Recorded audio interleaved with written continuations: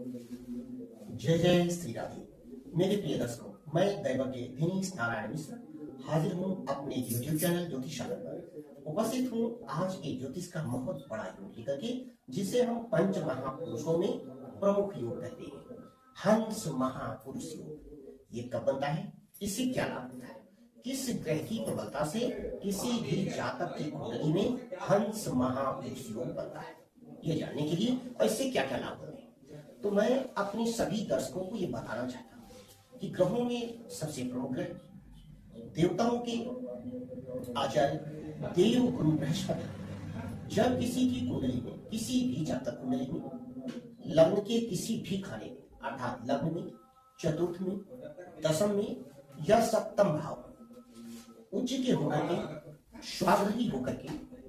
अगर ये विराजमान होते हैं तो व्यक्ति की कुंडली में हंस महापुरुष बन जाता है। ऐसा जातक स्वस्थ, सुंदर, पीत वर्ण का,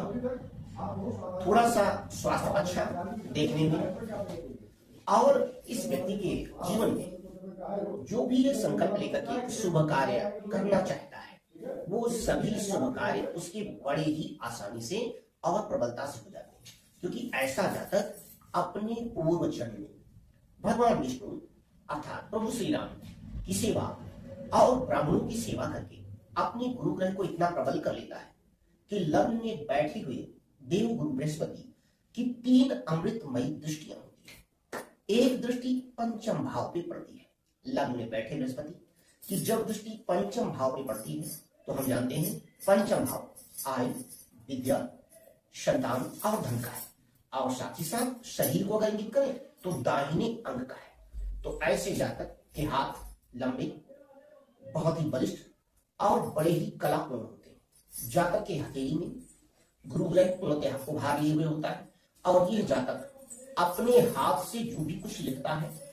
बड़ा सुंदर लिखता है। उसकी विद्या गुरु की कृपा से इतनी अच्छी होती है कि बचपन से ही बच्चा दिखने लगता है कि नहीं, ये पंच महापुरुषों में से जैसे चिड़ियों में हंस अपने आप में विशेष गुण लिए हुए हैं, श्वेत रंग, और ऐसा गुण कि दूध में से पानी भी अलग कर दे। ऐसे ही जब किसी जातक के लग्न में देव गुरु बृहस्पति बैठ जाते हैं तो व्यक्ति हंस महापुरुष योग लेकर के अपने जीवन में उन सभी अच्छाइयों और बुराइयों को जान लेता है। और 7वीं दृष्टि जो पड़ती है वो सप्तम भाव पे पड़ती है। सप्तम भाव अर्थात दैनिक आय का भाव। प्रतिदिन आपके पास धन आता ही रहेगा देव गुरु बृहस्पति की कृपा से। साथ ही साथ अगर आप कन्या हैं तो आपका पति साक्षात भगवान कृष्ण की तरह भगवान विष्णु के गुणों को लिए हुए मिलेगा, और अगर आप पुरुष हैं तो आपकी जो पत्नी होगी वो साक्षात माता लक्ष्मी स्वरूपा होगी। अब ऐसे हंस महापुरुष वाले व्यक्ति जिसके लग्न को बैठ करके पूर्णतः अपनी पंचम दृष्टि, सप्तम दृष्टि और अष्टम दृष्टि पे दृष्टि डाल करके आपकी आयु को भी देव गुरु बृहस्पति बढ़ाते जा रहे हैं, तो हमारे सबसे बड़े अमृत के कारक धन, ऐश्वर्य, बल, बुद्धि, विद्या और ऐसे कार्य इस जन्म में और आने वाले जन्म में भी बना रहे, तो वो देवगुरु बृहस्पति देते हैं। वर्तमान समय के गोचर में वृषभ राशि के लग्न में गुरु देवता विराजमान है, अर्थात पिछले वर्ष मई महीने से जब देवगुरु बृहस्पति वृषभ राशि में विराजमान हुए तो जितने भी वृषभ राशि के जातक थे, अगर उनका स्वास्थ्य खराब था तो उनका स्वास्थ्य ठीक हो गया, अगर उनके आय, विद्या और संतान में कोई कमी थी तो उन सब में भी सुधार आया,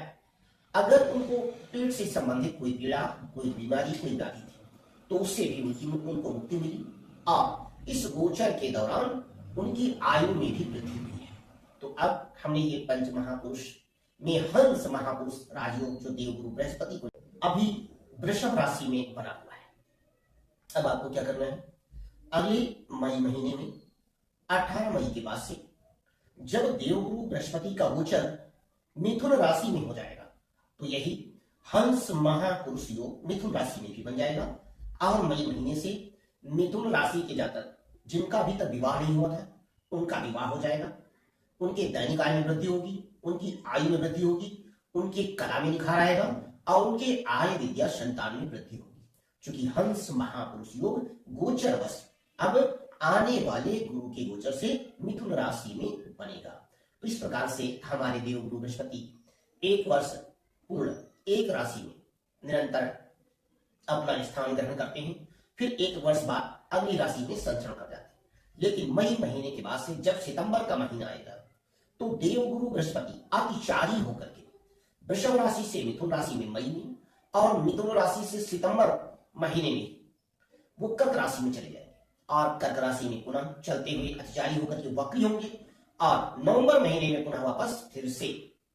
देवगुरु बृहस्पति मिथुन राशि में आ जाएंगे। यानी आने वाला समय मिथुन राशि वालों के लिए संघर्ष समाप्त हो जाएगा, उनके जीवन में भी खुशियों का बहार आएगा और जीवन उनकी पूर्णता की तरफ धीरे धीरे सुख ऐश्वर्य वैभव की तरफ अग्रसर होगा। तो इस प्रकार से देवगुरु बृहस्पति के द्वारा बनने वाले पंच महापुरुष योगों में से एक हंस महापुरुष योग नामक जो योग है उससे संबंधित विवरण चर्चा हमने अपने YouTube चैनल में आप लोगों को बताया। आप अपनी कुंडली को देखें और चेक करें कि आपके देवगुरु बृहस्पति आपकी पत्रिका में कहाँ उपस्थित है और उस हिसाब से हमें कमेंट करें। अगर आपकी पत्रिका में देवगुरु बृहस्पति 6, 8, 12वें भाव में विराजमान है, अंशों में कमजोर है, षड बल में कमजोर है, दिग्बल में कमजोर है या उन पर बुरे ग्रहों की दृष्टि है या बुरे ग्रहों में उनकी युति हो गई है, तो आपको क्या करना है, क्या उपाय करना है, क्या पूजा करना है, क्या पाठ करना है, वो आप हमारे नंबर पे हमारे चैनल को देख रहे हैं तो आप उसे सब्सक्राइब करें, शेयर करें और अपने मित्रों से बताएं और अपनी पत्रिका देख करके अगर देवगुरु बृहस्पति से संबंधित किसी भी प्रकार की कोई समस्या आपके जीवन में आ रही है तो आप हमें फोन करके उस समस्या का निदान भी ले सकते हैं। मैं अपने सभी दर्शकों को बहुत सारी 9 वर्ष की कृष्ण लीला के 9 वर्ष की हार्दिक शुभ मंगल कामनाओं के साथ अपनी वाणी को दे रहा हूं विराम। अगले दिन तक के लिए जय जय श्री राधे।